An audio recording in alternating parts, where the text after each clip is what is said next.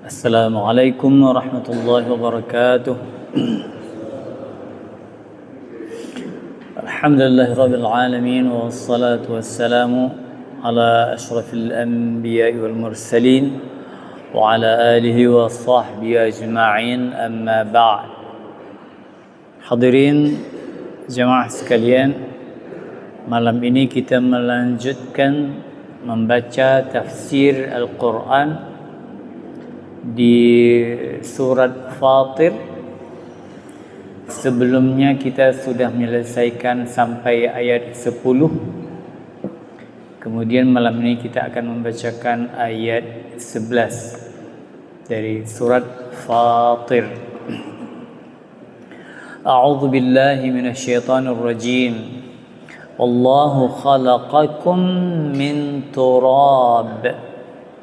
Dan Allah telah menjadikan kamu atau menciptakan kamu min turabin, dari tanah. Thumma min nutfah, kemudian dari sperma. Yang diciptakan dari tanah adalah Nabi Adam. Dan yang diciptakan tidak lagi melalui tanah tapi melalui sperma, yaitu selain Nabi Adam. Maksudnya manusia sekaliannya, walaupun nanti ada pengecualian kepada Nabi Isa misalnya. Jadi min turabin khalaqakum min turab, Allah menciptakan kamu dari tanah. Thumma min nutfah, kemudian bentuknya penciptaan itu dari nutfah, dari air mani, dari sperma. Thumma ja'alakum azwaja, kemudian Allah menjadikan penciptaannya itu, yaitu kamu, azwajan, berpasang-pasangan. Apa manfaat yang dapat diambil?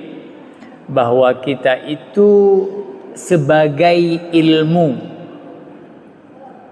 ini sebagai ilmu dari wahyu, bahwasanya manusia itu dari tanah, yaitu Nabi Adam, bukan dari lainnya, bukan jadi sendiri. Sebab orang ateis meyakini manusia jadi sendiri, seperti mereka melihat kayu di hutan, jadi sendirilah begitu menurut mereka. Tapi ini tidak. Allah memberikan kita informasi tentang asal usul yang kalau diteliti secara ilmiah, ilmu pengetahuan yang berkembang, mungkin tidak ketemu. Hanya satu-satunya yang benar yang memberitakan tentang dari mana asalnya manusia, yaitu dari turab, dan dari tanah itu adalah Nabi Adam, yaitu Al-Quran. Dan kita meyakini yang itu. Kita tidak meyakini sumber yang lain selain Al-Quran. Kenapa tidak? Karena Adam itu bagi kita sudah gaib. Adam jauh sekali dengan kita. Sehingga asal usul Adam pun kalau kita tanya sama orang, simpang siur. Ada orang yang tidak tahu sama sekali dari mana usul manusia. Ya, langsung melihat yang mirip-mirip manusia, mungkin monyet atau siapa di Aceh disebut dengan sibin. Thumma min nutfah, kemudian setelah Allah menciptakan dari tanah, kemudian min nutfah, kemudian dari nutfah sperma. Sedikit ada pertanyaan kepada saya daripada jemaah, misalnya, apakah Nabi Adam Allah ciptakan besar seperti itu atau kecil dulu? Pun Nabi Adam rajihnya anak umi ila, kemudian rayu kero kan. Rayu ni yang cikgu kuliah SD sampai SMA nanti dah. Nabi Adam diciptakan tidak dari kecil. Karena kalau dari kecil itu proses regenerasi. Berdasarkan tafsir ini bahwa Nabi Adam diciptakan sempurna. Berapa panjangnya kehidupannya Nabi Adam? Ya 30 hasta katanya ya. Kalau satu hasta misalnya 50 cm, berarti kira-kira ada 15 meter panjangnya. Istrinya Hawa demikian juga, lebih kurang sama-sama lah, atau 15, kalau satu 15 meter, yang satu mungkin ada selisih 1 meter gitu. Pendeknya Nabi Siti Hawa. Sebegitu. Jadi untuk manusia seperti itu, binatangnya bagaimana? Ya cocok binatang itu dulu katanya ada dinosaurus. Sudah cocok dinosaurus sebagai binatangnya kalau manusia itu tingginya. Nah, gitu kan. Tapi jangan diperluas, biar gitu aja. Sebab jangan diukur nanti berapa besar kepalanya, tangannya, semuanya. Allahu a'lam bissawab. Tsumma min nutfah, kemudian dari nutfah, dari sperma antara laki-laki dan perempuan. Tsumma ja'alakum azwajan, berpasang. Allah menjadikan berpasang-pasangan. Kenapa berpasang-pasangan? Untuk dapat melahirkan keturunan. Hewan juga demikian. Allah turunkan, ciptakan hewan, kerbau katakanlah, Allah ciptakan besar gitu. Kemudian ada kerbau perempuan, ada kerbau laki-laki atau jantan dan betina, kemudian baru melahirkan keturunan. Atau yang paling rumit, yang dawa buntaura adalah ayam, siapa duluan. Sama saja. Ayam itu jangan telur duluan, kan gitu kan. Dia tetap, telur itu namanya regenerasi untuk keturunan. Telur itu ada untuk keturunan. Bukan Allah menciptakan telur duluan. Tetap ayam duluan. Kalau Allah tidak ciptakan, keluarkan dari ayam itu telur, habislah sekali cipta. Seperti Allah mengutuk siapa? Bani Israel yang jadi qiradah, yang jadi monyet. Kunu qiradatan khasi'in. Itu tidak berketurunan. Waktu dikutuk oleh Allah Yahudi dengan kesalahan mereka mencuri ikan di waktu yang pada hari Sabtu, maka Allah mengutuk menjadi monyet. Monyet itu yang dikutuk tidak berketurunan, sehingga manusia tidak boleh menunjuk, tidak boleh beralasan, siapa tahu kamu itu hasil monyet kutukan. Tidak ada. Azwajan, berpasang-pasangan untuk melahirkan keturunan, salah satunya. Wa ma tahmilu min untha, dan tidak pula seorang wanita yang mengandung. Wanita itu tugasnya mengandung. Wala tad'u illa bi'ilmih. Dan kalau dia melahirkan, melainkan dengan pengetahuan Allah. Jadi manusia mengandung, kemudian 9 bulan melahirkan dengan lunya, itu adalah berada dalam pengetahuan Allah Subhanahu wa ta'ala. Begitu detail pengetahuan Allah yang meliputi segala sesuatu. Wa ma yu'ammaru min mu'ammar, dan tidak pula orang yang dipanjangkan umurnya. Wala yunqasu min umrih, dan ada pula yang dikurangi dan tidak pula dikurangi umurnya, illa fi kitab, kecuali sudah ada dalam kitab. Yang dipanjangkan umur ketentuannya sudah ada dalam kitab. Yang dipendekkan umurnya atau umurnya pendek, karena umur tidak boleh diorder, dipesan, tidak boleh. Yang panjang Allah tekan panjang, yang pendek Allah tekan pendek. Tetapi itu fi kitabin, sudah ada tertulis di kitab Lauh Mahfuz. Inna dzalika 'ala Allah yasir, bagi Allah itu sangat mudah. Mudah apanya? Mudah bagi Allah menentukan siapa yang panjang dan siapa yang pendek, dan bagaimana dia proses menjadi panjang, bagaimana proses menjadi pendek. Itu adalah mudah bagi Allah. tinggal satu pertanyaan untuk kita semua. Hadis bahwa bersilaturahmi itu dapat memperpanjang usia, kan begitu. Nah, dalam kitab fikih juga, dalam kitab yang lain juga digambarkan tentang seseorang berdoa untuk panjang umur. Ada doa, tawil umrana, panjangkanlah umur kami. Tapi umur sudah dibatasi. Kemudian dua jawaban ulama atau berbeda satu dengan yang lainnya. Yang satu mengatakan berdasarkan penakwilan, ditakwil, artinya panjang itu maksudnya adalah berkah umur, maksud panjang.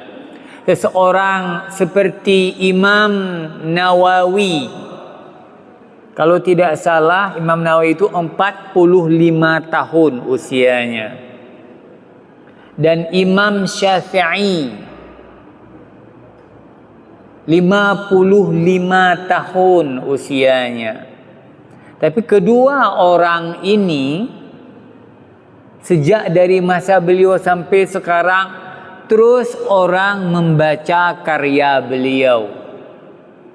Dari tahun 200 Hijrah sampai sekarang masih dibaca. InsyaAllah sampai kiamat pun orang masih membaca karya Imam Syafi'i dan karya Imam Nawawi. Dengan kita kalah Imam Syafi'i dan Imam Nawawi, karena kita itu sudah sebahagian sudah melewati 50. Lantas Bapak mengatakan kepada saya misalnya, Ustaz sekarang sudah mencapai 65 misalnya, mana karyanya, mana kitabnya? Kan belum juga. Belum ada kitab yang dibaca. Jadi itu dimaksud dengan berkah usia. Tetapi saya menemukan ulama lain mengatakan tidak perlu ditafsirkan seperti itu. Bagaimana juga bahwa menurut sebagian ulama lagi, ini kecil kelompoknya, yang mengatakan panjang usia itu beneran dipanjangkan. Bagaimana dengan Lauh Mahfuz? Lauh Mahfuz itu sesuai dengan doa orang itu katanya. Wallahu a'lam. Ini masalah gaib, tidak perlu dipertentangkan. Artinya bahwa benar saja silaturahmi itu dapat memperpanjang usia. Fi kitab Inna dzalika 'ala Allah yasir, sangat mudah bagi Allah Subhanahu wa taala. Baik, teruskan. Wa ma yastawil bahrani, dan tidaklah sama antara dua laut. Hadza 'azbun furat, yang satu tawar dan segar, sa'ighun syarabuh, sedap diminum. Wa hadza milhun ujaj, dan satu lagi asin pahit. Banyak ulama menghubungkan ayat ini dengan peristiwa bercampurnya air sungai dan laut. Sungai-sungai apa? Sungai Efrat atau sungai Furat.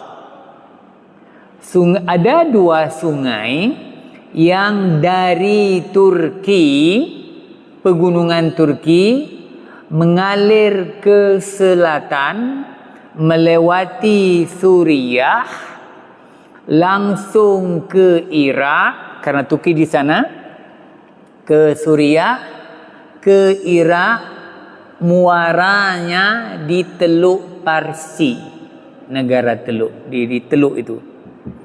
Jadi panjang sungai itu, sungai Efrat, berarti sepanjang pertengahan gunung Turki sampai ke Teluk Parsi lebih kurang 1.600 kilometer.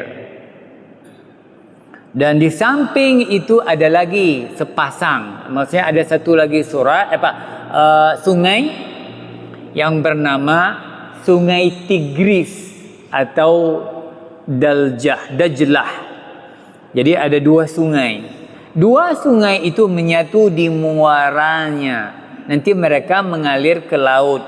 Jadi di sini Allah gambarkan sesuai dengan keterangan ahli tafsir, bukan kita, bahwa Allah menggambarkan ada dua laut, yang satu laut, yang satu sungai, yang berada di laut memang ketemunya. Ketemu air sungai dan laut di daerah laut, makanya Allah mengatakan dua laut dengan dua macam air di muaranya. Nampak terpisah, air sungai agak berwarna keputihan dan air laut yang berwarna kebiruan, biru laut. Yang satu bagaimana? Tetap tawar dan enak diminum. Yang satu lagi yang lautnya asin sekali, karena memang di daerah itu agak asin, dan itu juga sudah dekat dengan Teluk, juga dekat dengan laut apa yang hisap, yang masin tak pula laut mati. Kenapa laut mati? Ada yang membunuh. Laut mati ya karena matinya itu tidak ada, mungkin nggak bisa hidup hewan, mati semua karena asinnya. Sampai kita melompat ke laut itu tetap terapung, kayak kita lempar kayu kering, tidak akan tenggelam. Jadi hinan je urang hanjuk melangu, mi hanjuk melangu jak kenan yang bahan ilham. Get.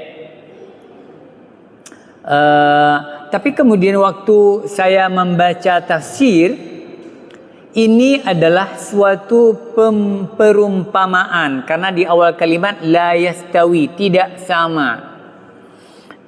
sama dua air yang terpisah, yang satu asin satu tawar. Kemudian ahli tafsir menggambarkan tentang dua sisi kehidupan, atau satu sisi kehidupan bagi orang Islam dan orang kafir.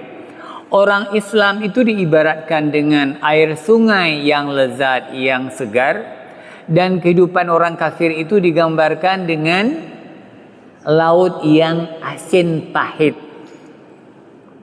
yang sedikit sekali berguna bagi manusia kecuali untuk berlayar dan mengambil garamnya dan tempat hidup ikan. Sedangkan yang diperlukan oleh manusia adalah air sungai yang... Jadi perumpamaan orang Islam kayak air sungai.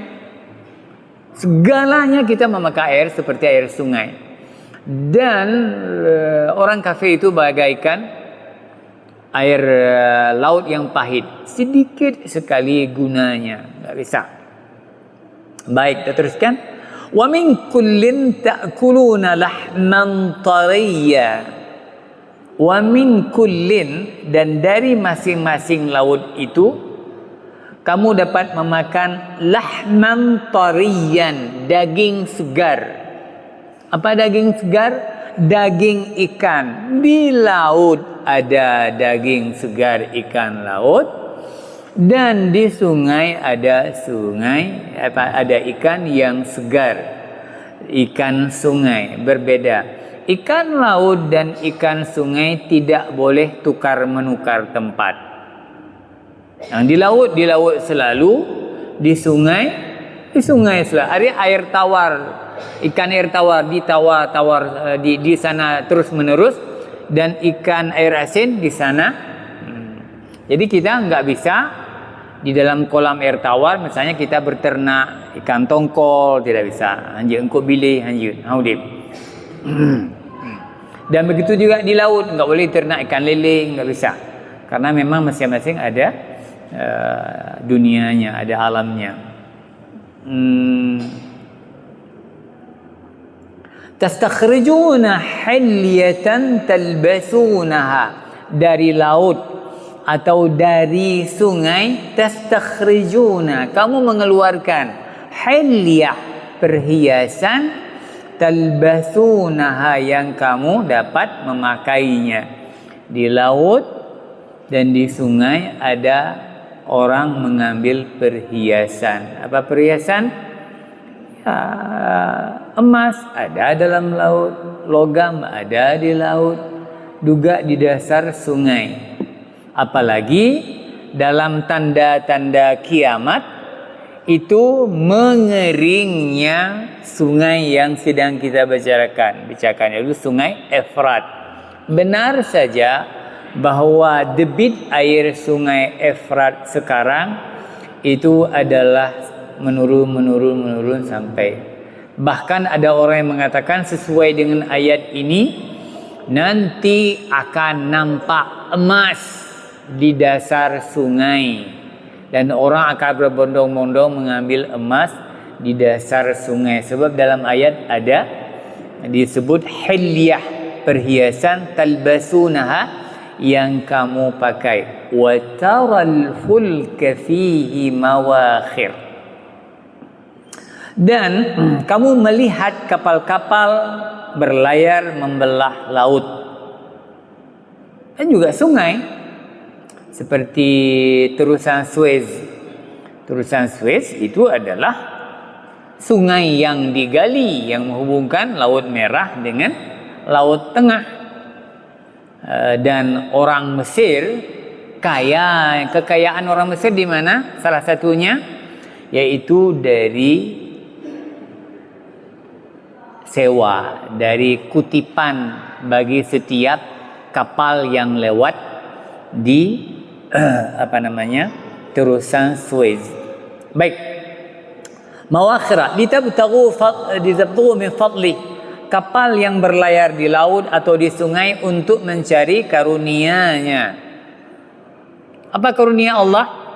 Ya, nikmat yang Allah berikan kepada kita, dan kita itu dapat mencarinya dengan berlayar. Jadi tujuannya positif. Allah jadikan darat, jadikan laut. Kalau di darat ada kendaraan, di laut ada kendaraan. Kemudian di akhir zaman kita ini, tidak ada di zaman Nabi, di udara pun sudah ada kendaraan. Untuk apa? Tujuannya untuk mencari keridhaan Allah, bukan untuk tujuan lain. Walaupun kemudian manusia di 3 darat, laut dan udara ada tujuan lain. Apa tujuan lain? Bukan mencari keridhaan Allah, apa juga mencari dosa-dosa yang tidak diinginkan oleh Allah. Orang mencari dosa di darat, manusia mencari dosa seperti kabar media sekarang.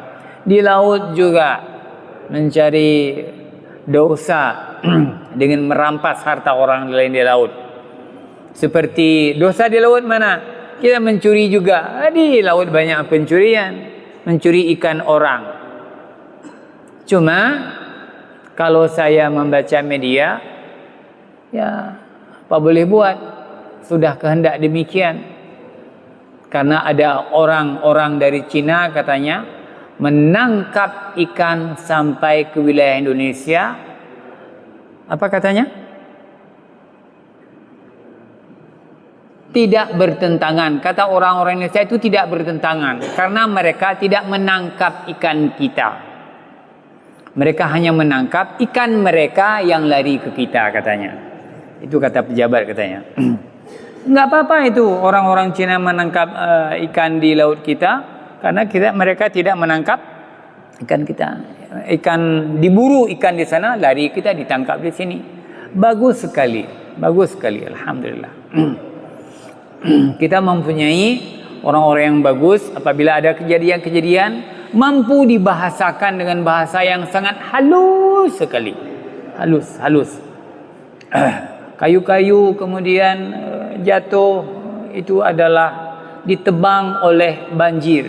Gimana ditebang oleh banjir? Masya Allah, halus sekali bahasanya ya, lembut sekali ditebang. Cuma orang-orang melihat pada rata begini pemotongan. Baik. Terus wala'allakum tashkurun, laut, darat, udara, ada manfaat, kamu bisa berlayar, berjalan dan terbang. Semoga kamu dapat bersyukur. Adakah kita bersyukur? Ada. Ada yang tidak? Ada. Mana contohnya? Contohnya orang naik kendaraan. Dulu dari Medan Banda Aceh ditempuh dengan jalan kaki berminggu-minggu, berangkat dari Banda sampai ke Medan, sudah capek sekali. Alhamdulillah, selamat. Sudah 2 minggu dalam perjalanan sampai di Medan. Dulu kan bawa kendaraan ternak, kita menjual ternak dari Banda Aceh, dari Selimung dibawa ke Medan, jalan kaki, gehua, ditarik sampai di Medan. Alhamdulillah. Alhamdulillah, semua alhamdulillah selamat. Sekarang dari Banda Aceh naik pesawat ke Medan, delay, lambat sedikit. Apa? Pesawat dimaki-maki. Seharusnya sampai 45 menit, sudah sama jam 9 sampai, kemudian sampai ke sana setengah 10 tu Malaki. Itu menak. Kenapa? Karena lambat sekali pesawatnya, lambat terbang, lambat turun. Kita kurang bersyukur kalau dalam hal dulu jalan kaki bersyukur, pesawat kurang bersyukur. Ini yang tidak harus kita perhatikan. Baik, la'allakum tashkurun, semoga kamu dapat bersyukur. Yulijul laila fin nahar. Allah memasukkan malam ke dalam siang. Proses pergantian siang, malam ke siang. Wa yulijun nahara fil laili. Dan menundukkan siang ke dalam malam. Ini apa? Dalam fenomena alam itu orang sering mengamati proses ini. Di mana kalau di Jepang misalnya atau Indonesia Timur, orang suka mengamati proses keluarnya matahari dari malam keluar menjadi siang. Atau di sebelah barat orang memperhatikan bagaimana matahari tenggelam di ufuk barat. Itu menjadi sangat indah. Kalau kita buka media itu banyak sekali, ribuan foto tentang Allah memasukkan, mengganti siang menjadi malam, malam berganti siang. Di sana indah sekali. Wa sakhkhara asy-syamsa wal qamar. Dan Allah menundukkan matahari dan bulan. Apa maksud menundukkan matahari dan bulan?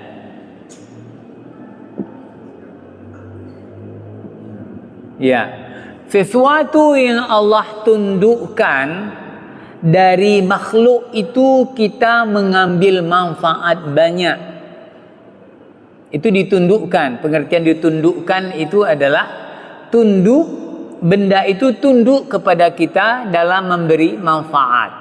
Matahari benar banyak sekali manfaatnya. Wal qamar, dan bulan juga banyak manfaatnya. Manfaat bulan? Ada manfaat bulan? Ada. Matahari dan bulan itu bermanfaat karena dia mempengaruhi alam. Matahari dengan sinarnya dan posisinya. Bulan juga demikian. Sampai sekarang kita nggak bisa menolak pengaruh bulan. Pengaruh yang paling besar adalah pada pasang surut dan pasang naik. Air pasang itu ditentukan oleh posisi bulan. Baik, saya tanya, kalau posisi bulan di atas kepala kita, bagaimana kondisi air? Payahnya hana pakar astronomi dah hana urang jauh laut. Air pasang itu adalah di saat bulan terbit, pasang penuh, kemudian bulan segini air surut, surut-surutnya ke bawah turun, kemudian tenggelam bulan, pasang sekali lagi, bertukar. Kapan terbit bulan, saat itu air pasang. Kapan terbenam bulan, kapan di atas, itu air surut. Orang kampung apa gunanya? Orang kampung mengambil manfaat untuk bercocok tanam dan memotong beberapa pohon yang pengaruhnya, supaya kalau bambu mesti dipotong di saat bulan, demikian karena kering, zat airnya agak rendah, kemudian tidak suka dimakan bubuk. Kalau memotong sagu juga harus waktu kering air, karena sagu jangan berair supaya sarinya, bernenya itu banyak dan sebagainya. Baik, itu hanya sekedar apa pengaruh bulan dalam kehidupan sehari-hari, dan kapan pasang, kapan surut, pajang pasang, pajang surut, paling penting. Dan satu lagi hubungan dengan puasa. Puasa bayat, puasa putih. Kapan? 13, 14, 15. Kenapa? Kemudian para ulama mengatakan bahwasanya di 13, 14, 15 itu adalah purnama, bulan penuh. Dia mempengaruhi sistem tubuh kita dari aliran darah. Jadi kita itu energi kita itu lebih dalam bulan purnama itu, hubungan dengan darah. Kemudian disuruh puasa supaya energi yang lebih itu menjadi stabil. Purnama hubungan dengan bulan juga. Baik. Kullu yajri li ajalin musamma, masing-masing berjalan menurut waktu yang ditentukan. Allah yang telah menentukan perjalanan. Kemudian apa manfaat? Yajri li ajalin musamma, waktu yang telah ditentukan.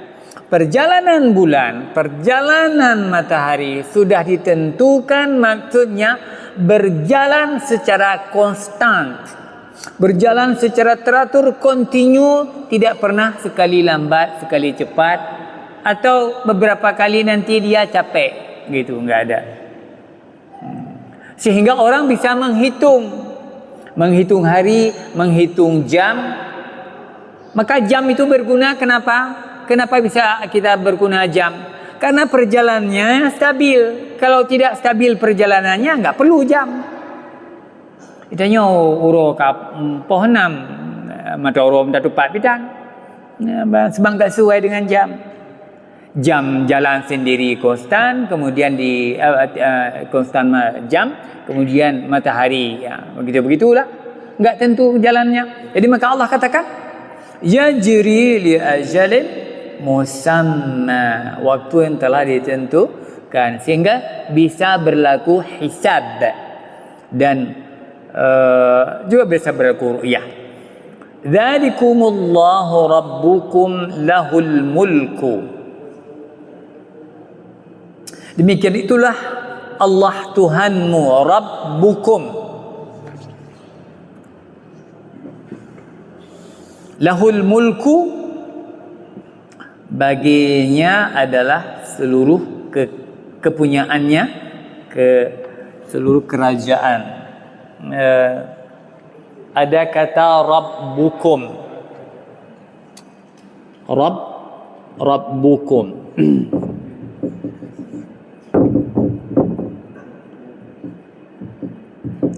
Yang satu lagi ada ilahukum,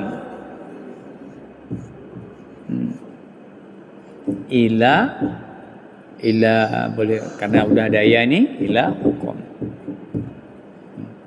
Ini juga diambil daripada Rabbun dan Ilahun. Rabbun satu dan Ilahun satu lagi.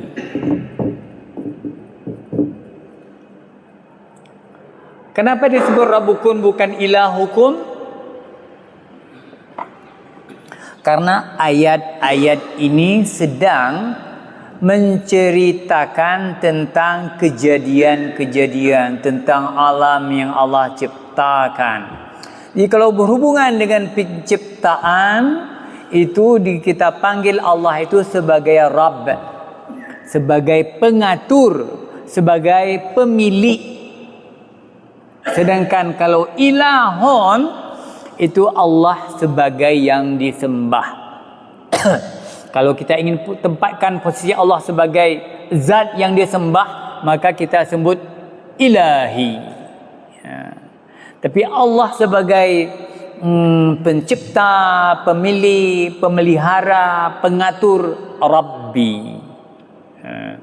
Maka doa itu selalu berhubungan dengan Rabbi. Baik, Rabbana atina fid dunya hasanah. Rabbighfirli. Kenapa? Di saat berdoa meminta. Kalau meminta pada yang punya, yang kita minta itu punyanya Allah, maka kita sebut Rabb. Itu sebab kita sebut dengan Rabb. Rabbukum lahul mulku, baginya seluruh kerajaan. Walladzina tad'una min duni ma yamlikuna min qitmir, dan orang-orang yang kamu seru sembah selain Allah tidak mempunyai apa-apa walaupun setipis kulit ari. Yang disembah selain Allah tidak, walladzina tad'una min duni, yang kamu sembah selain Allah itu ma la yamlikun, barang yang tidak memiliki, min qitmir, sebesar setebal kulit ari. Berapa tebal kulit ari? Tipis sekali. Artinya tidak memiliki apapun. Karena hubungannya dengan apa? Hubungannya dengan masa lalu yang menyembah patung berhala. Apakah berhala itu memiliki sesuatu? Tidak punya apa-apa. Kalau ditanya, kenapa kamu menyembah? Jawabannya adalah, hadza ma wajadna alaihi abana la akifun. Kami mendapati nenek moyang kami menyembah yang ini. Itu jawabannya. Karena memang meniru. Yang satu lagi yang lebih logis apa? Illa liyuqarribuna ila Allahi zulfa. Liyuqarribuna zulfa. Kami sembah patung itu untuk sebagai perantara untuk mendekatkan diri kepada Allah. Itu sudah lebih pintar. Walaupun bloon juga, bodoh juga, menjadikan patung sebagai perantara. Dan untuk kasus ini, ini berlaku sampai sekarang dan sampai kepada hari kiamat. Orang memuja-muja patung itu adalah untuk sebagai perantara kepada yang maha kuasa. Jadi sudah ada teori dalam masyarakat kita, teori yang saya dengar dari ceramah tengku-tengku kita, menyatakan bahwa kita itu jangan langsung meminta kepada Allah. Minta melalui aulia-aulia, ulama-ulama. Melalui orang itu kita minta. Karena orang itu dekat dengan Allah. Jadi membantu, memperkenalkan kita kepada Allah. Jadi sudah menggambarkan Allah seperti manusia. Atau satu contoh lagi yang sering kita dengar, tajak merumpuk presiden. Dia tajak je langsung, coh-coh tajak aja. Tak bisa. Bagaimana? Melalui baru sampai. Jadi Allah tidak demikian. Ayat tidak demikian. Wa idza sa'alaka 'ibadi 'anni fa inni qarib ujibu da'watad da'i idza da'an. Ma yamlikuna min qitmir, tidak memiliki apapun, enggak ada.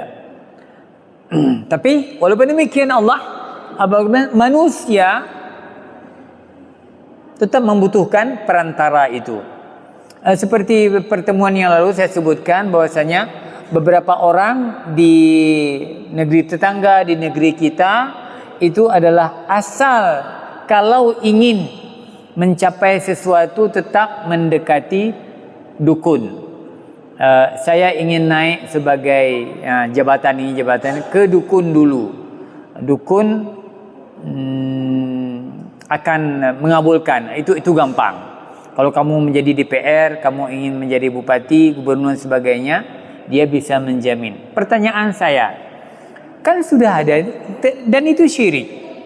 Kalau kita ingin memohon, kenapa tidak memohon kepada Allah? Padahal kita tahu bahwa Allah itu dekat. Ada sebabnya. Apa sebabnya? Kalau memohon kepada Allah itu banyak syaratnya. Bukan banyak, ada syaratnya. Sedangkan si dukun tidak ada syaratnya. Apakah kita orang taat, perampok, pembunuh datang ke dukun? Enggak ada syarat. Minta apa? Oh, saya minta supaya okey, enggak ditanya kamu baik apa enggak. Kalau enggak baik, jangan. Bukan. Sedangkan kalau minta kepada Allah, Allah mengatakan pada ayat yang kita bacakan tadi, berdoa kepadaku boleh, tapi syaratnya apa? Falyastajibu li, yastajibu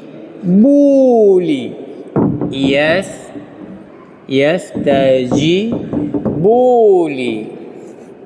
Satu lagi, wal yu'minu bi. Kalau berdoa kepada Allah ini wajib. Meminta kepada Allah ini wajib nih. Pertama apa? Falyastajibu li. Hendaklah orang yang meminta kepadaku itu mengerjakan apa yang aku minta kepada Allah. Minta ketaatan.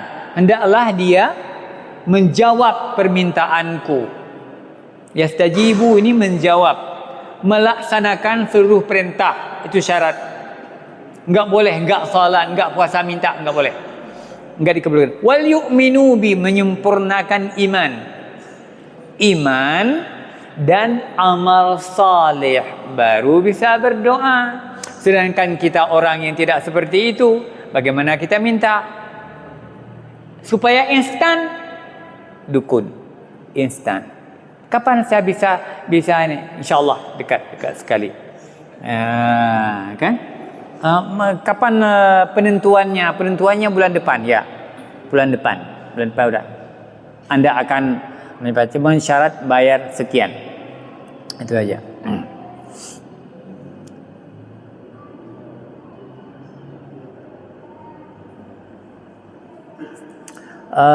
Lam yakun min qamir. Sedikit lagi. In tad'uhum la yasma'u du'aakum. Jika kamu menyuruh kepada mereka, la yasma'u du'aakum, mereka tidak akan mendengar seruanmu. Kenapa tu?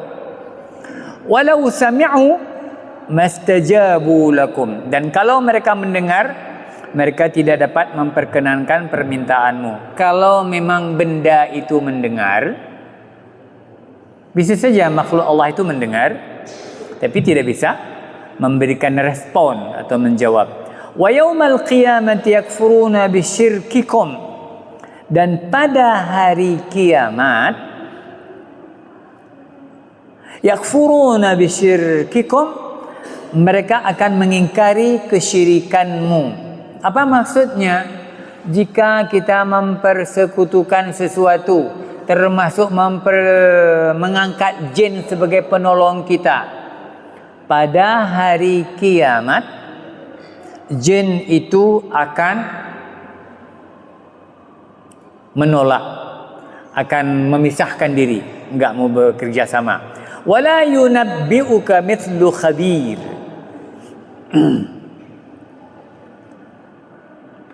Dan tidak ada yang dapat memberikan keterangan kepadamu sebagai yang diberikan oleh yang maha pengetahui. Ayat ini menjelaskan barang siapa yang meminta kepada makhluk, makhluk itu tidak dapat memberikan sesuatu kecuali dengan izin Allah. Kalau meminta kepada orang, kepada patung, lebih-lebih lagi orang itu tidak bisa menyempurnakan pemberian itu. Dan terakhir ujung ayat ini, tidak ada yang dapat memberikan keterangan kepadamu sebagai yang diberikan oleh Allah yang maha mengetahui. Allah karena menguasai seluruh ilmu yang ada di alam makhluknya, maka Allah dapat memberikan ilmu apapun. Hadirin yang dirahmati Allah, setelah kita membaca beberapa ayat, bahwa ayat-ayat ini menceritakan tentang bagaimana Allah menciptakan manusia dan Allah mengelola alam, bagaimana Allah kemudian menciptakan manusia dan mengatur tingkah laku manusia. Semua yang disajikan oleh ayat-ayat ini tidak ada yang tidak berguna kecuali ayat-ayat ini memberikan faedah kepada kita. Demikian saja. Subhanakallahumma bihamdik, asyhadu an la ilaha illa anta, astaghfiruka wa atubu ilaik. Assalamualaikum warahmatullahi wabarakatuh.